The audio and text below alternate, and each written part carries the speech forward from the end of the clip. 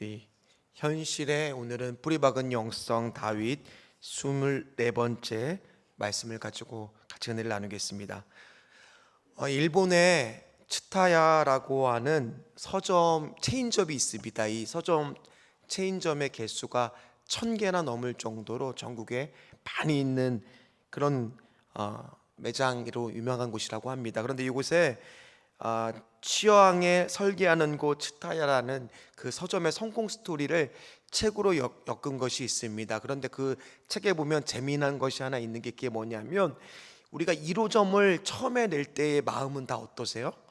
거기에 대해서 막 시장 조사도 열심히 하고 막 우리가 정성껏 준비해서 1호점을 냈는데 그 1호점이 성공을 한 겁니다. 그런데 이상하게도 2호점은 실패하는 경우가 많다라고 이야기를 하는 거예요. 왜 그러냐면 1호점에 성공을 했기 때문에 2호점 때는 1호점하고 똑같이 그냥 변하지 않고 그게 성공했으니까 그대로 시장 분석 동네가 다르니까 분명히 모든 게 달라져야 되는데 그대로 하다가 실패하는 경우가 많다는 겁니다. 때로는 그래서 기본적인 것도 지키지 않아서 2호점이 실패한다는 게 그 책에서 주는 중요한 인사이트, 중요한 그 관점 중에 하나라는 겁니다. 그래서 여러분들한테도 묻고 싶습니다. 여기 계신 분들은 대부분 금요기도에 나오신 분들은 신앙의 연수가 오래되었어요. 그러니까 우리가 예배를 드릴 때도 신앙생활 할 때도 아무래도 우리가 오래된 경험, 익숙한 경험에 의지할 때가 있더라는 거예요. 어떻습니까? 여러분들은 예배 때마다 새로운 마음을 위해서 기도를 하고 계십니까? 오늘 다윗도요, 계속 지금 이스라엘의 왕이 된 후에 성공가도를 달리고 있습니다. 그가 이스라엘 왕이 돼서 지난 시간에 살펴봤듯이 가장 먼저 한 일은 뭐였어요? 여부스 족속이 살고 있는 예루살렘을 점령하는 거였어요. 그리고 나서 이제 그가 그 다음에 어떤 일을 겪을까? 이제 왕권이 강화가 되고 예루살렘으로 사람들이 하나 되는 통합을 과정을 겪어야 되는데, 다져야 되는데 그의 마음이 오늘 어디로 향하고 있는지 한번 보십시오. 오늘 우리가 읽진 않았지만 2절 말씀을 함께 읽겠습니다. 다윗이 일어나 자기와 함께 있는 모든 사람과 더불어 바알레 유다로 가서 거기서 하나님의 궤를 메려오려 하니 그 궤는 그룹들 사이에 자정하신 만군의 여호와의 이름으로 불리는 것이라. 아멘. 그리고 나서 그 다음에 한 일은 바로 뭐냐 하면 그 언약궤라고 불리는 하나님의 궤를 예루살렘으로 가져오기를 간절히 소망했다는 거예요. 그러니까 다윗은, 여러분들도 지금 제일 먼저 한 일이 예루살렘, 하나님께서 약속하신 그곳을 회복하는 거였고요. 두 번째 한 일도 뭐예요? 하나님의 궤를 예루살렘으로 가져오는 거예요. 근데 여기서 만군의 여호와의 이름이라는 2절의 표현이 중요합니다. 왜 중요하냐? 성경을 통틀어서 이렇게 언약궤를 표현하고 있는 것은 오늘 사무엘하 6장 2절 말씀이 유일합니다. 그럼 이거에 무슨 뜻이 있다라는 얘기예요. 그 언약궤가 만군의 여호와의 이름이 있는 곳, 그러니까 이건 무슨 얘기를 하고 싶은 거냐면 이 언약궤를 가져오는 그곳에 하나님의 임재와 하나님의 통치가 있다는 얘기예요. 그러니까 지금 다윗이 왜 굳이 언약궤를 가져오려고 하느냐? 이 예루살렘이라고 하는 곳에 뭐를 선포하는 거예요? 하나님이 우리와 함께 계시다, 임재를 얘기하는 거고, 또 하나 이곳은 하나님이 통치하신다, 이걸 지금 선포하기 위해서 언약궤를 가져오려고 하는 거예요. 여기 계신 분들은 어떻습니까? 여러분들의 가정에는 만군의 여호와의 이름이 지금 선포되고 있습니까? 목사인 저의 가정도 때로는 만군의 여호와의 이름이 선포되지 못하는 순간도 있을 때가 있어요. 세상의 근심과 세상의 걱정과 그런 것들로 인해서 하나님의 임재와 통치가 우리 가정에 흐르지 않을 때도 있다라는 거예요. 근데 정말 중요한 거는 뭐예요? 아무리 우리가 뭐가 우선순위가 돼야 됩니까? 아무리 우리가 물질의 성공을 거둬야 되고 또 세상적으로도 잘 풀려야 되는 것도 많지만은 결국 우리 가정에, 우리 교회에 먼저 임해야 될 것은 뭐예요? 하나님이 우리 가정과 함께 하셔야 될 줄 믿습니다. 하나님의 통치가 내가 행하는 모든 곳에 임하기를 간절히 소망합니다. 오늘 다윗과 같은 그런 선포가 여러분들의 가정과 여러분들의 직장과 우리 교회에 있어야 된다는 얘기예요. 그렇기 때문에 다윗은 이게 중요하다는 것은 알았어요. 이게 없으면 안 된다는 것은 알았어요. 그럼에도 이 중요한 그 언약궤를 가져오기까지 과정은 벌써 70년이 지났다는 얘기입니다. 사무엘상 4장을 보면 엘리 제사장 시대에 블레셋과 전쟁을 합니다. 사무엘 시대에. 그때 블레셋과의 전쟁에서 계속 치다 보니까 이스라엘 쪽에서 어떤 걸 생각해요? 언약궤를 가지고 와서 우리가 함께 그것으로 하나가 돼서 싸운다면 사기가 오를 것이고 블레셋과의 전쟁에서 이길 거 아니냐라는 인간적인 생각을 해서 언약궤를 가지고 왔는데 전쟁에 탁 치렀는데 전쟁에 이깁니까 집니까? 졌어요. 그래서 언약궤를 빼앗겼어요. 블레셋이 가져갔어요. 그리고 그걸 다곤 신전에다 뒀어요. 그랬더니 무슨 일이 생기느냐, 다음 날 가보면 다곤 신상이 엎어져 있고 그 다음날 가니까 다곤 신상의 손목이 다 잘라져 있고, 그러니까 이거 자꾸 안 좋은 일이 생기니까 이거를 어떻게 해야 되느냐 고민 끝에 이스라엘한테 돌려줍니다. 근데 그것이 처음에 벳세마스라고 하는 곳에 갔더니 막 그 사람들이 하나님의 언약궤를 들여다보다가 재앙을 입습니다. 그리고 나서 또 시간이 흘렀는데 무슨 일이 생기느냐, 기럇 여아림에 있는 그곳에다가 두게 됩니다. 그게 오늘 바알레 유다라는 거와 동일한 지명이라고 성경학자들은 봅니다. 그렇게 언약궤를 옮겨냈는데 오늘 사울 기간 내내 그거를 어떻게 해야 돼요? 여러분들 같으면은 그 하나님의 임재와 하나님의 통치를 상징하는 언약궤를 왕이 되자마자 해야 될 일은 뭐예요? 가지고 와야 되잖아요. 그런데 오늘 역대상 13장 3절에 보면 이렇게 나옵니다. 같이 읽도록 하겠습니다. 우리가 우리 하나님의 궤를 우리에게로 옮겨오자. 사울 때에는 우리가 궤 앞에서 묻지 아니하였느니라 하매. 역대상 13장이 바로 우리가 읽은 사무엘하 6장하고 병행 구절입니다. 그런데 지금 사울 때는 하나님의 궤에 관심이 있었어요, 없었어요? 사울 왕은 하나님의 통치와 하나님의 임재는 관심이 있었어요, 없었어요? 없었다라는 얘기예요. 이게 문제였다라는 얘기예요. 겉으로 보기에는 잘하는 것 같이 보여도 그 알맹이를 들여다보니까 하나님에 대한 관심이 없었어요. 그런데 오늘 다윗은 뭐가 있었습니까? 하나님에 대한 관심이 있었어요. 그래서 그는 가장 먼저 해야 될 일, 그 예루살렘, 우리의 그곳에 중심되는 그곳에 뭐가 있어야 돼요?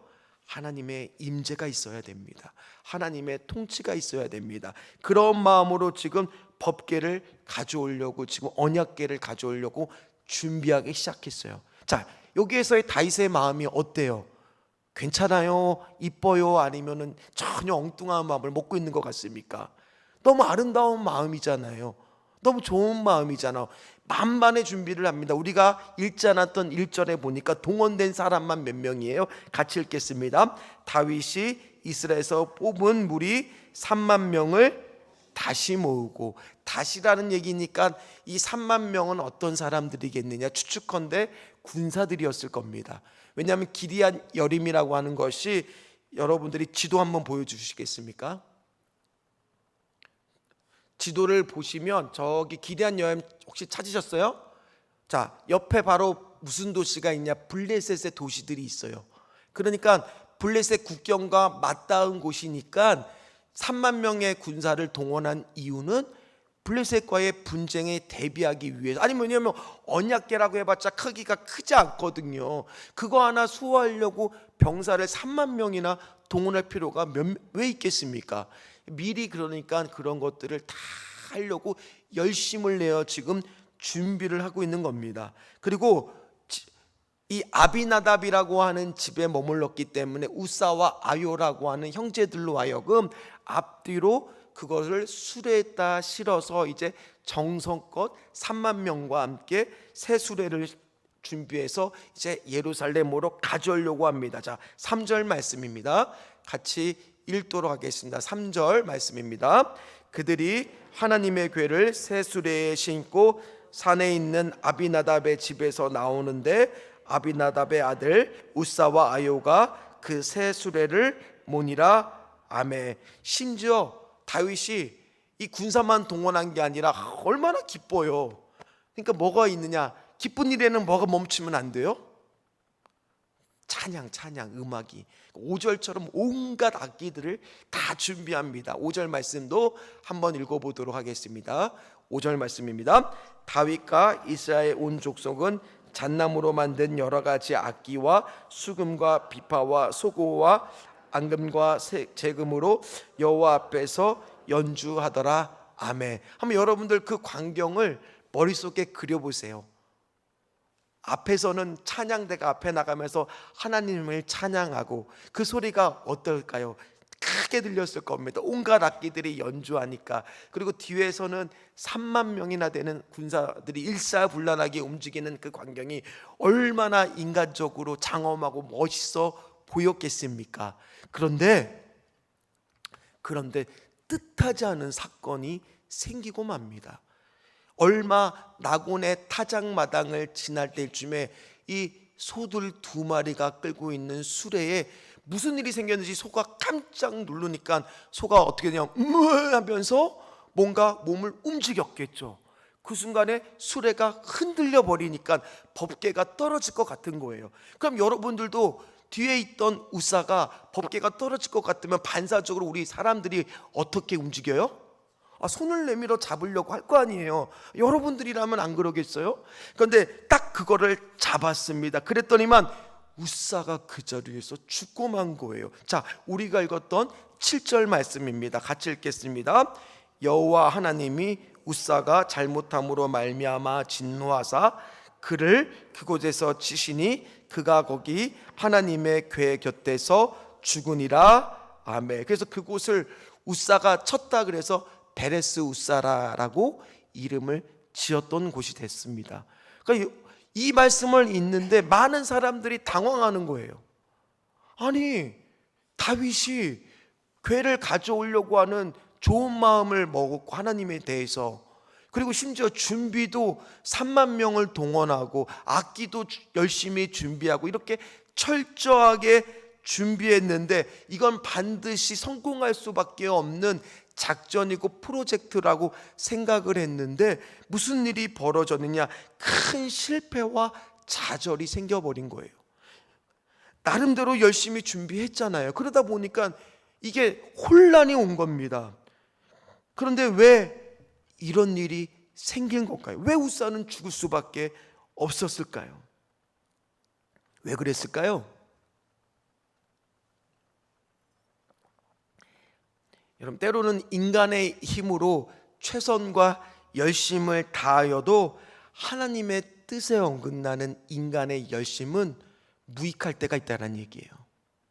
뭐라고요? 아무리 인간적으로 우리가 열심히 준비해도 하나님의 뜻에 어긋나는 열심은 뭐하다고요?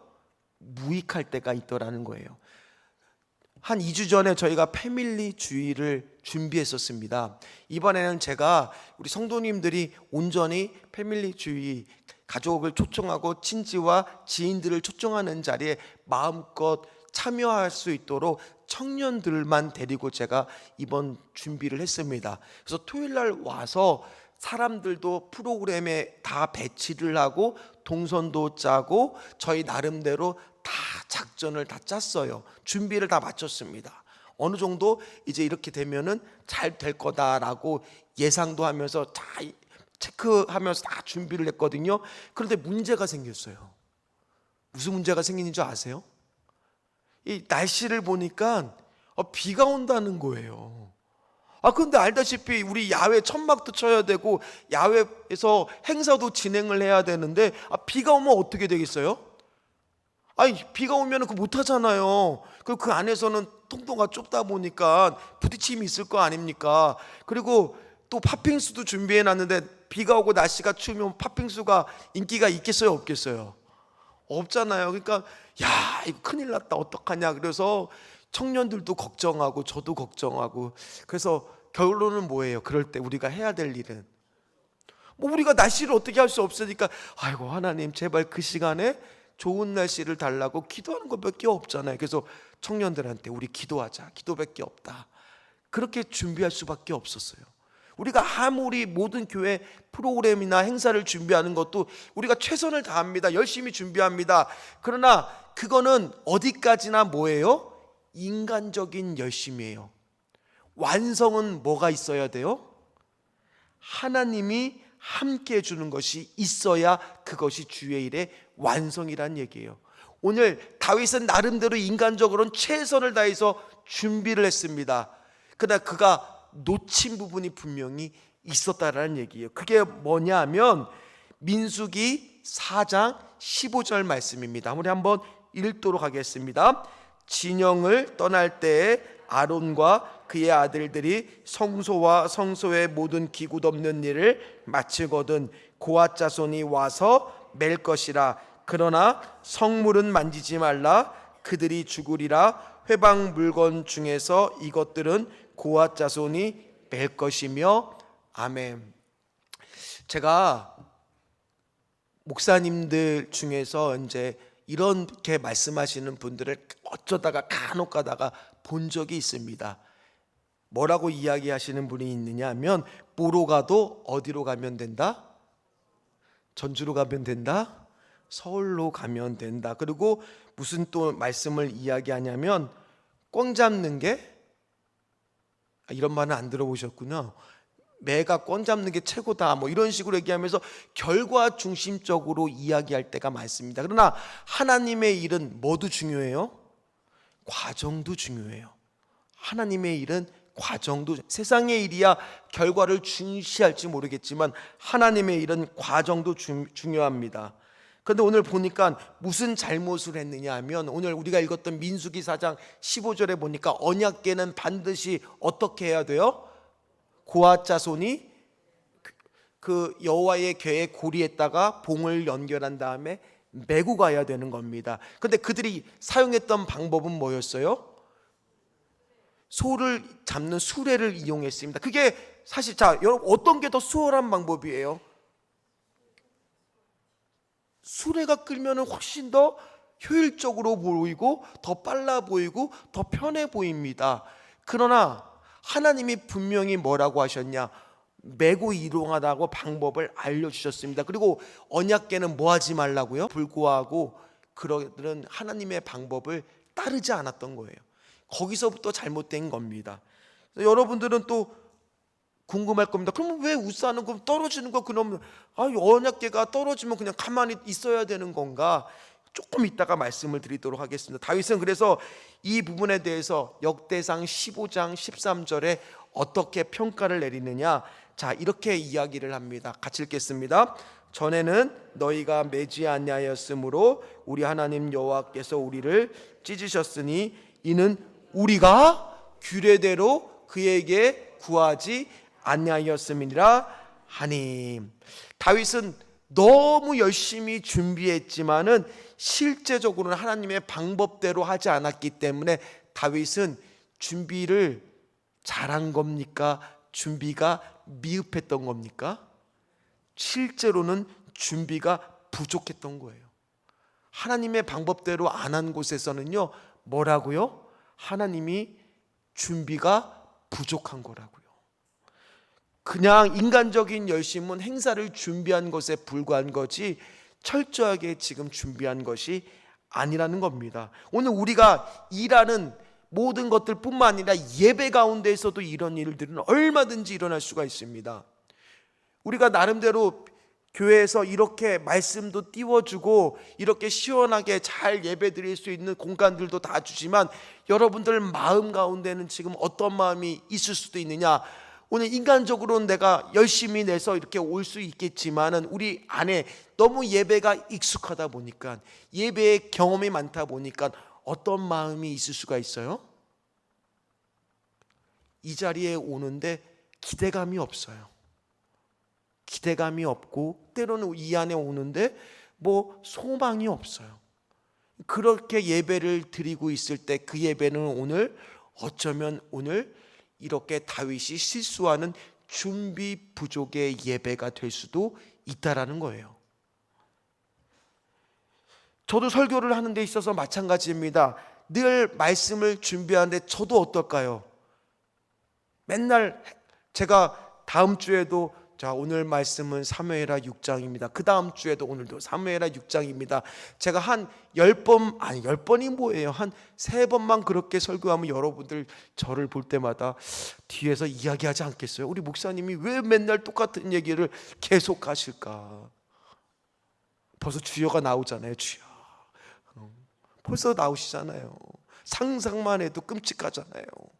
근데 우리 예배드리는 우리의 마음은 어떻습니까? 매일 새로운 마음으로 예배를 준비하고 여러분들 드리시기를 주의 이름으로 축원합니다. 오늘 우사는요, 자기가 그것들을 조정할 수 있다. 왜냐하면 우사는 알았거든요. 몰랐겠습니까? 이 모든 말씀을 알았는데도 불구하고 그 말씀을 지키지를 않았어요.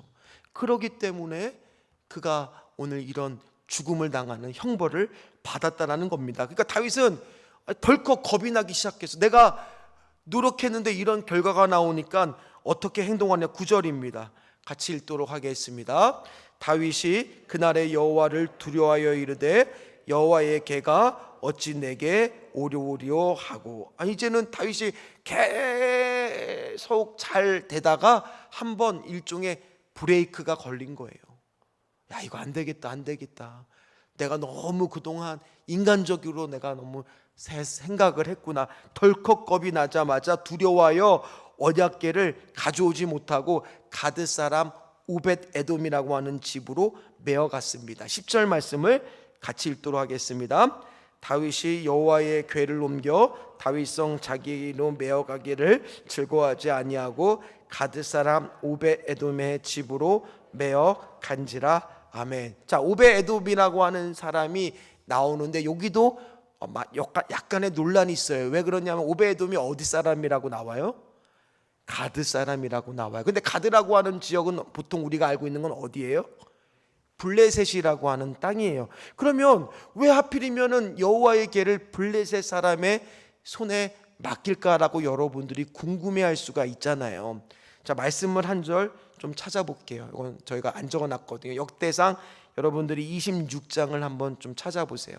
역대상 26장. 역대상 26장 1절에서 5절 사이를 한번 보십시오. 자, 그러면 거기 안에 오벳 에돔의 이름이 발견이 되십니까? 역대상 26장 오벳 에돔의 이름이 발견되셨죠? 자, 오벳 에돔이 누구의 자손이라고 나와요? 고라 자손의 레위 지파 사람이라는 것이 나올 겁니다. 그러니까 오벳 에돔의 집은 사고가 난 우사가 죽은 그 지점에서 가장 가까운 레위인의 집으로 급하게 옮긴 거예요. 근데 가드 사람이라고 한 것은 그 지역에 가드라는 곳이 당시에 흔한 지명 이름이었다고 주석에는 나와 있습니다. 그러니까 이 사람이 이방 사람이 아니라 가장 가까운 근처에 급한 대로 일단은 레위인의 집에 옮긴 거예요. 근데 여러분 같으면 여러분들이 오벳 에돔이라고 생각해 보세요. 그럼 그 언약궤가 왔을 때 방금 우사가 죽었어요. 그럼 그 언약궤가 받아야 될 때 받고 싶은 마음이 들었겠어요? 얼떨결이에요. 지금 계획도 못하고 얼떨결에 그거를 받아야 되는데 마음도 편치가 않습니다. 그리고 어쨌든 간에 그러나 받았습니다. 그런데 놀라운 일들이 일어나기 시작하는 거예요. 그게 11절 말씀입니다. 같이 읽겠습니다. 여호와의 궤가 가드 사람 오베돔의 집에 석 달을 있었는데 여호와께서 오베돔과 그의 온 집에 복을 주시니라. 아멘. 언약궤가 있는 곳은 만군의 여호와의 이름이 있는 곳이고 만군의 여호와의 이름이 있는 곳에서는 뭐가 있다고 제가 말씀드렸어요? 하나님의 임재와 통치가 있다고요. 근데 오벳 에돔은 오늘 석 달 동안 그곳에 머물렀는데 아비나답이라고 하는 집은 70년 가까이 언약궤를 함께하는 집이었어요. 그런데 아비나답의 집에는 하나님께서 복을 주셨다는 얘기가 성경 어디에도 나와 있지 않아요. 심지어 그의 아들, 그의 자손, 후손 중에 하나인 우사가 죽임을 당합니다. 그런데 오늘 오벳 에돔의 집에는 겨우 몇 달이요?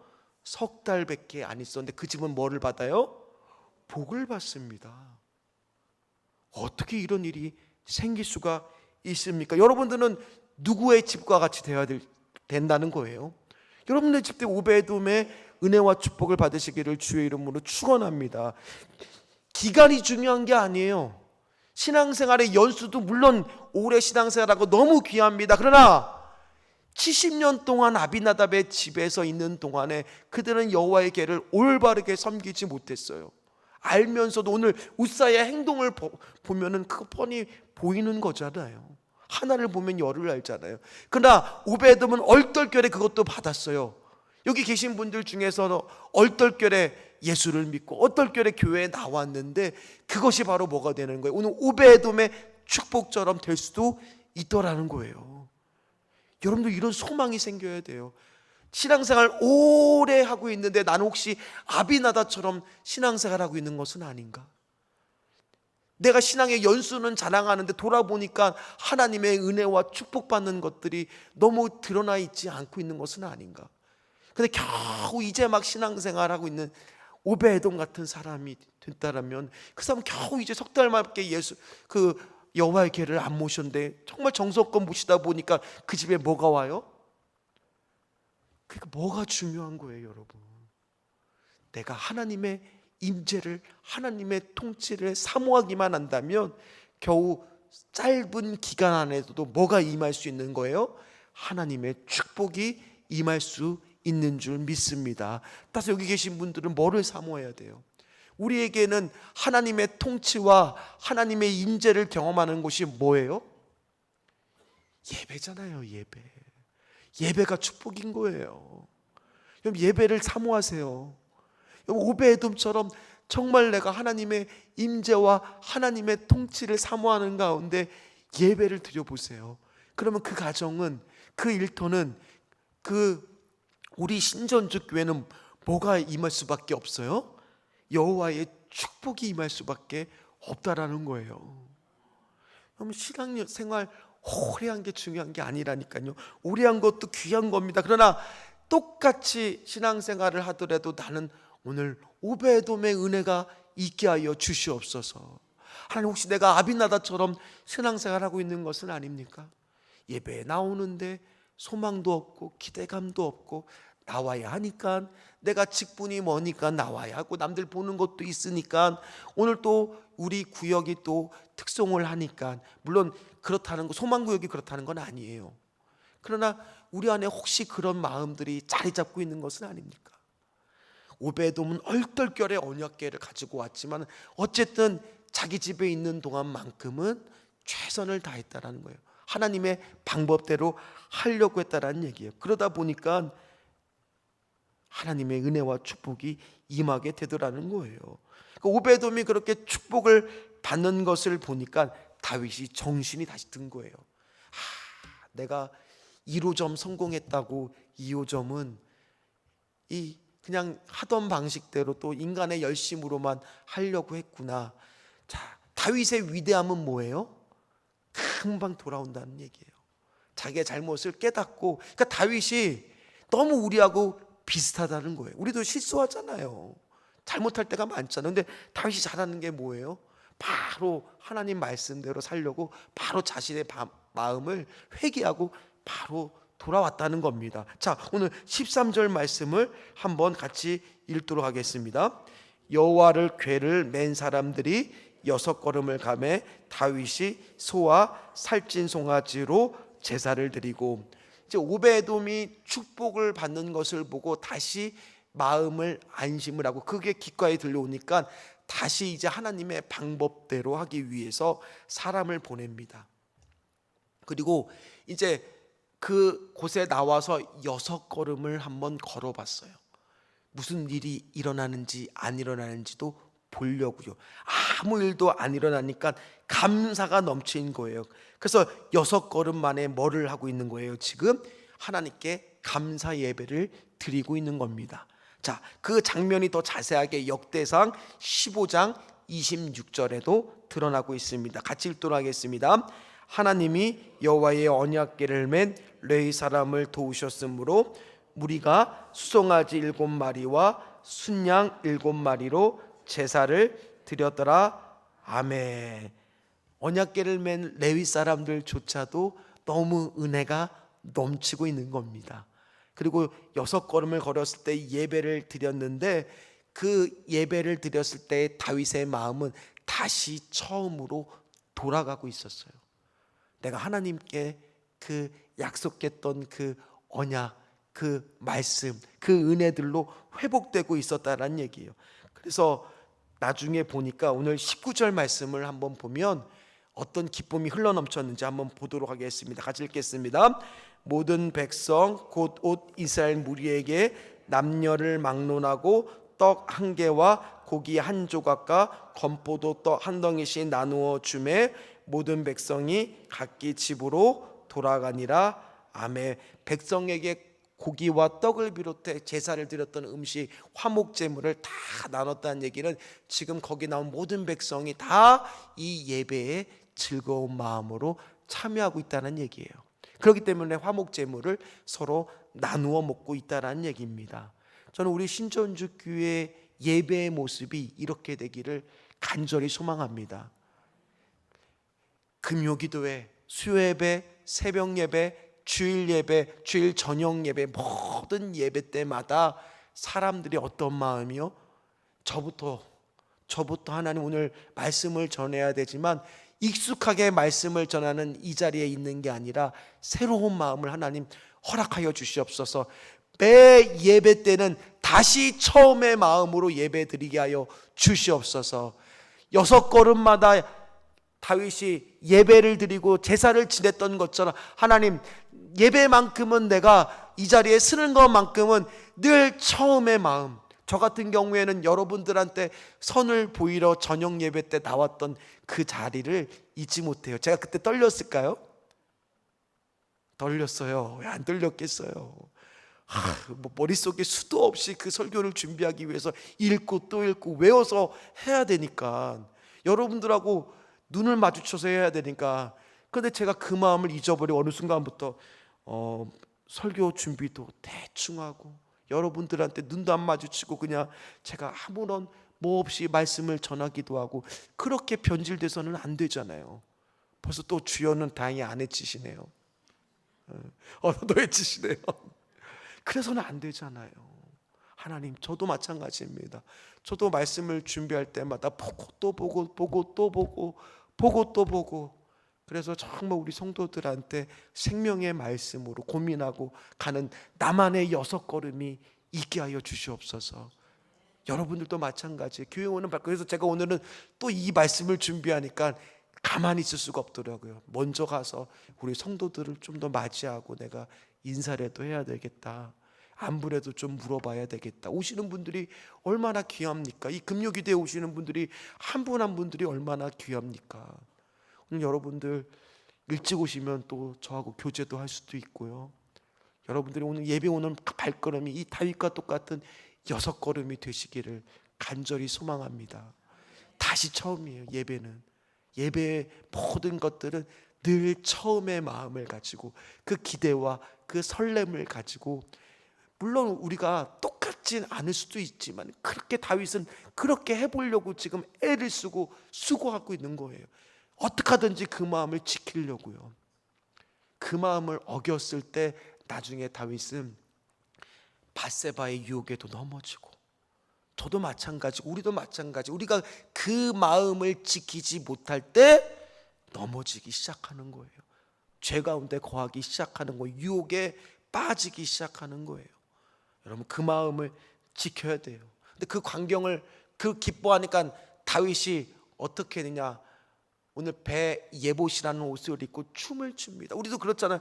찬양을 하다 보면 나도 모르게 어떻게 돼요? 박수도 치고, 박수를 치다 보면 이렇게 칠 때도 있지만 어떻게도 쳐요? 막 이렇게도 치다가 또 할렐루야 찬양 나오면 할렐루야 할렐루야 예수님 찬양합시다 하면서 막 율동도 하게 되고 그렇잖아요. 기쁘면. 그랬더니 막 그 광경을 미갈이라고 하는 아내가 본 거예요. 그러니까 아내가 그가 드리는 그 예배의 모습을 보니까 아이고 왕이 돼가지고 저게 뭐 하는 거야. 왕인데 아이고 채통도 없이 역시 근본 없어. 아이고 하면서 흉을 보기 시작한 겁니다. 근데 오늘 성경은 그런 미갈의 예배 태도를 뭐라고 이야기하느냐, 사울의 딸이라는 표현으로 계속 이야기를 합니다. 다윗의 아내가 아니에요. 그러니까 지금 구별을 짓고 있는 거예요. 지금 미갈은 다윗의 영성이 있어야 되는데 어디 쪽에 가깝다는 거예요? 사울의 영성 쪽에 가깝다는 거예요. 그래서 오늘 보세요. 말씀에 여러분들 20절 말씀 우리가 적어 있지는 않지만 20절 말씀에도 여러분 보면은 사울의 딸 미갈이라는 표현이 나올 거고요. 그리고 23절 말씀은 같이 읽도록 하겠습니다. 자, 같이 읽겠습니다. 그러므로 사울의 딸 미갈이 죽는 날까지 그에게 뭐가 없어요? 자, 하나님은 예배 드리는 거를 중요하게 여기세요. 그것 때문에 지금 다윗이 기뻐서 그러는데 그걸 가르쳐서 흉을 보고 한 사울의 딸 미갈, 다윗의 아내도 아니에요. 하나님께서 그렇게 은혜를 뺏어버렸다는 얘기예요. 오늘 마찬가지입니다.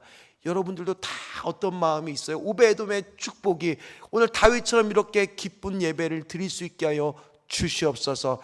그런 것은 6걸음마다 예배를 드렸던 다윗의 그 처음의 마음.